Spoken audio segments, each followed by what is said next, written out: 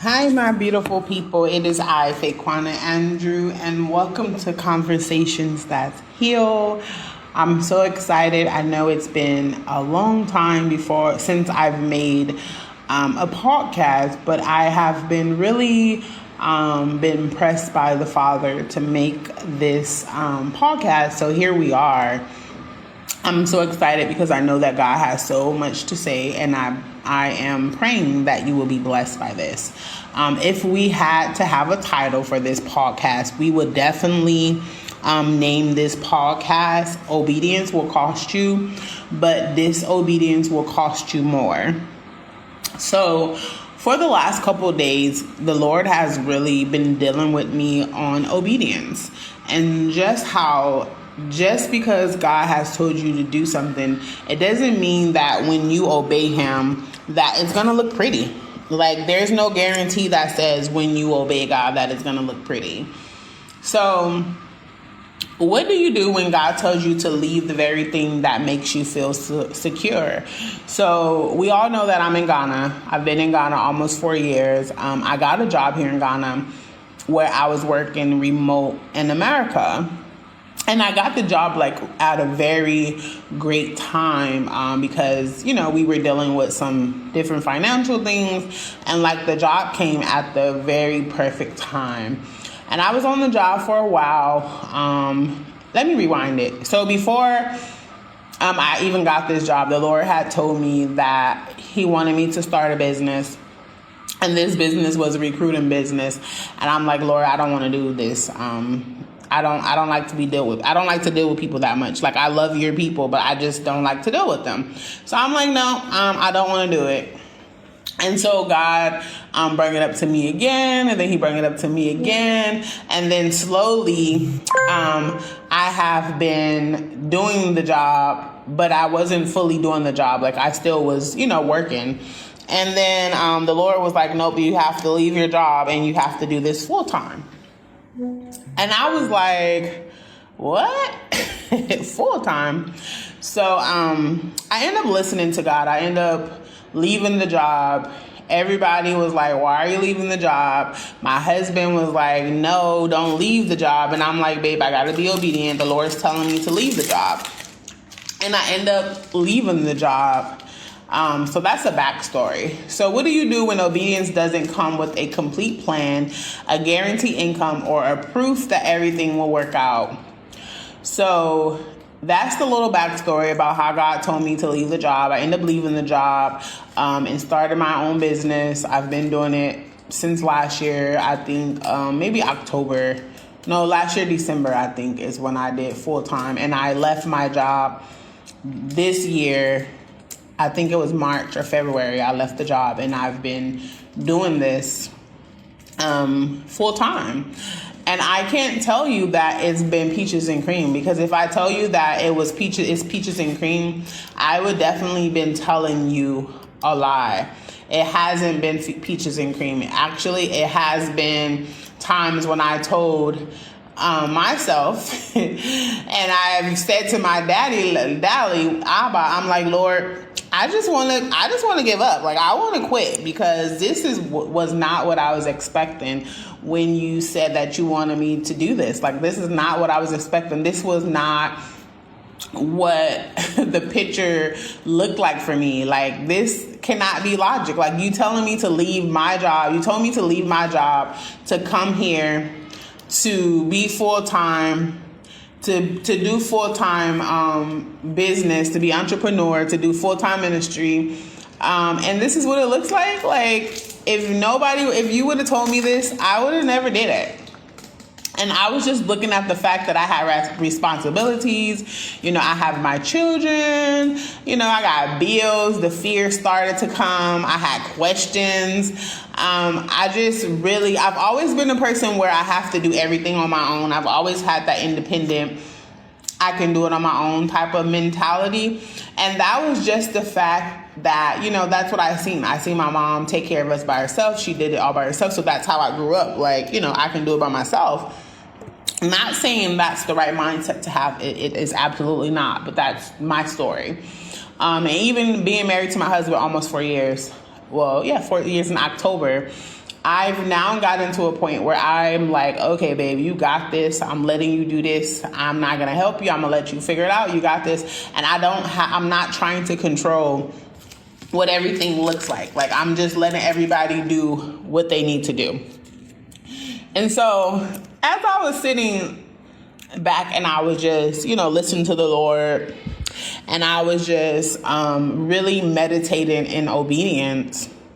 And I'm like, if you look at the different stories in the Bible, when God was telling different people in the stories in the Bible to do different things, they always were scary. I can't remember a story in the Bible where the Lord told someone to do it and it didn't look scary. It looked too big for them. And so when God first began dealing with me about leaving my job, my first response was not complete confidence. I had questions. I'm like, we got these kids. Is this business going to give me more money than coming from America? My mindset wasn't right off obeying. I was more thinking about security and just making sure that we were able to survive. And I let the scarcity mindset, take over. Like, I had questions. I was scared. There was delayed obedience. So that's still the same thing as disobedience. And so one of the things that the Lord began to really minister to me is that when you obey God, you're not just obeying God for yourself. You're obeying God for those that are dependent on you. You are obeying God because your obedience can change someone else's life. So just recently, the Lord, as I said, I was doing this business by myself, and then the Lord was like, okay, now it's time for you to get help. And I'm like, Lord, you want me to get help? I'm barely figuring it out on my own. Now you're telling me to help get somebody else to come help me. And so I obeyed. I listened to him, and I got somebody to start helping me. And then the Lord was like, now you need to get somebody else to come in and, help you take your business more farther. And I'm like, what? Like, Father, I'm barely making it to pay the employees that I got now. And now you telling me you want me to add somebody else? Like, am I hearing right? This can't be right. And then the Lord began to show me, of somebody that was going to come help me. My mom began to see this person as well. And then I obeyed. I'm like, okay, Lord, I am going to listen to you. And I'm going to let this person come help me. And what I want to say is that my yes didn't mean that everything will become easy overnight. Obedience did not remove the work. And in many ways, obedience introduced me to a new kind of work. I really had to just build. I had to learn. I had to make mistakes. I had to keep believing when the results did not immediately match the promise. I had to confront my fears of not having enough money, opportunities, and support. Thinking that just because the Lord told me to do that it wouldn't be some challenges, it wouldn't be some roadblocks, that things wouldn't happen. That's not a realistic belief. Because if God told you to do something, it doesn't mean that it's going to be a pretty picture. Like, we're all going to have to experience something, and that's okay. And there was moments when I wondered whether, leaving my job was the right decision. Hiring people, was it the right decision? Like, Lord, it doesn't make sense to me. Like, it does not make sense to me. But one thing that I can say is that my obedience helped me produce Bright Path Recruiting LLC in America and Bright Path Ghana, and just really building the workforce solutions and just really creating opportunities for other, and just helping me to develop my team and helping companies, just basically find the right people.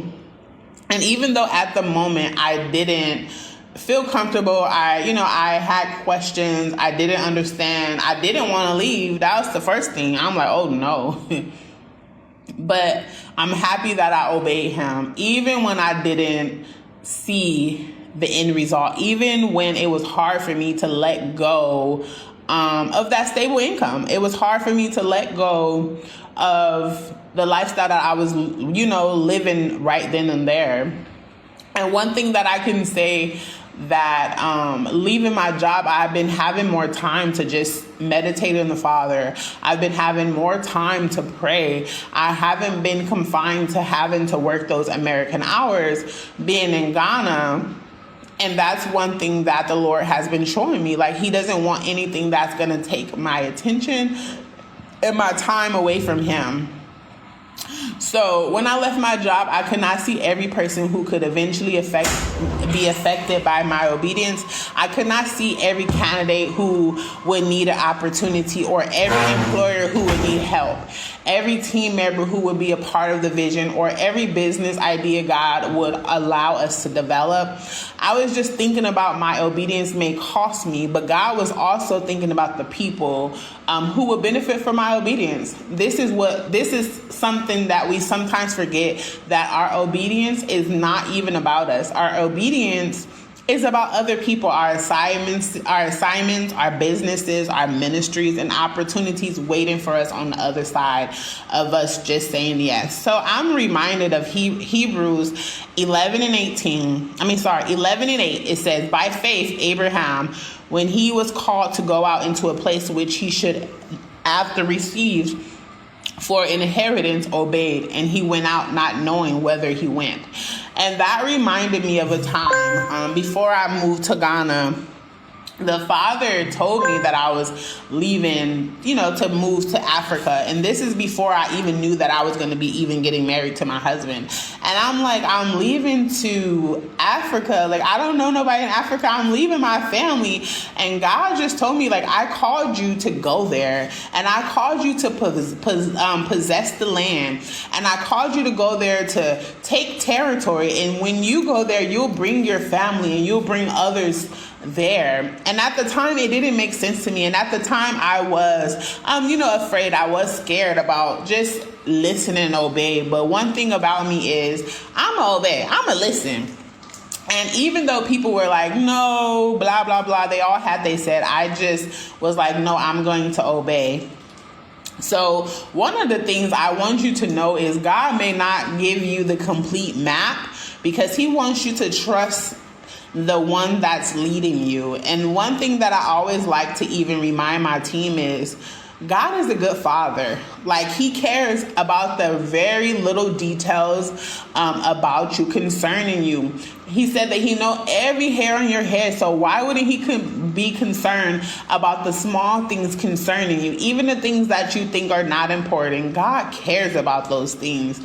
So even if God's telling you to do something that you're afraid to do, you feel like you don't have the courage, you feel like you can't do it, I want you to just obey him regardless, because somebody needs you to obey him. Somebody on the other side is requiring your obedience. Obedience is not a way to earn God's love. It's a response to the love and trust we already have in him. John 14 and 15 say, if ye love me, keep my commandments. So we must keep his commandments and follow him daily. Luke 9 and 23 says, if any man will come after me, let him deny himself and take up his cross daily and follow him. So following God may require us to deny our preferences, our comfort zones, our timelines, and the needs to remain in control. And that just reminds me that I didn't want to leave my job. I wanted to stay there. Like, I'm going to be honest with you. I didn't want to leave it. I didn't want to take a road of the unknown. I'd rather just be comfortable and just sit where I was because it was comfortable there. But I'm really happy that I obey God.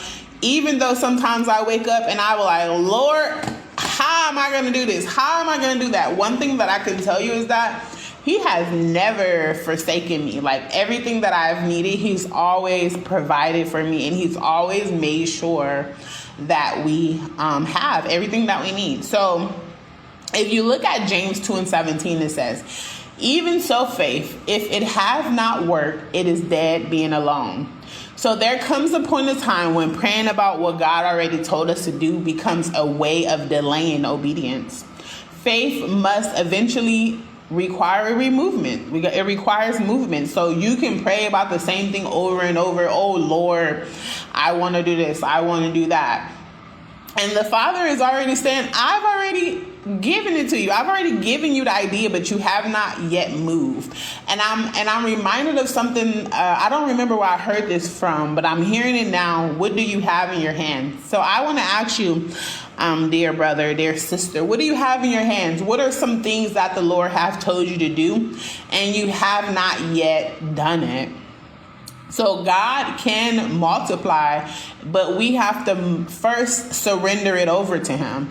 And 2 Kings 4:1-7, the widow obeyed the prophet instructions by gathering vessels and pouring the small amount of oil she had. The miracle happened as she acted. So the oil did not multiply while she sat there wondering whether instructions were made sense. It multiplied when she poured. So I want you to know that once you obey God, no matter what it looks like, no matter if you understand, obey him.